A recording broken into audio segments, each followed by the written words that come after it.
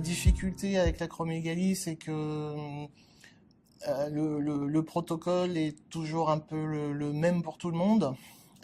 Et qu'aujourd'hui, la difficulté, c'est que les médecins ne sont pas suffisamment à l'écoute de leurs patients. C'est-à-dire que dès qu'on vous a diagnostiqué, bon bah, clac, le traitement, c'est ça, et pas autre chose. Et quel que soit derrière, oui, effectivement, si vous avez des, comment dire, des effets indésirables ou autres, enfin des choses difficiles à supporter, bon bah tant pis, le protocole est comme ça, donc le traitement est comme ça.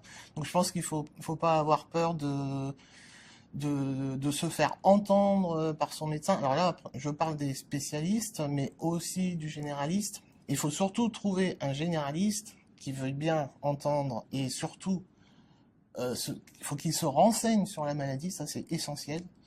Moi, j'en ai trouvé un aujourd'hui qui enfin écoute, se renseigne sur la maladie. Je le vois au fur et à mesure que je le vois. Je vois bien qu'il s'est renseigné, qu'il connaît de mieux en mieux la maladie et que de ce fait-là, il est de plus en plus à mon écoute et qu'il agit en fonction, moi, de mon ressenti et non pas d'appliquer strictement, stricto sensus les choses par rapport au protocole.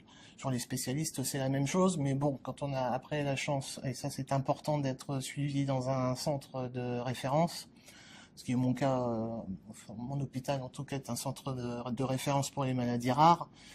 Donc là, c'est une chance parce que les médecins connaissent effectivement la maladie, mais bon, il faut pas non plus avoir peur de forcer un peu le discours, enfin de communiquer son ressenti pour que ces derniers, enfin les spécialistes, adaptent quand même les traitements en fonction de ce qu'on vit au quotidien.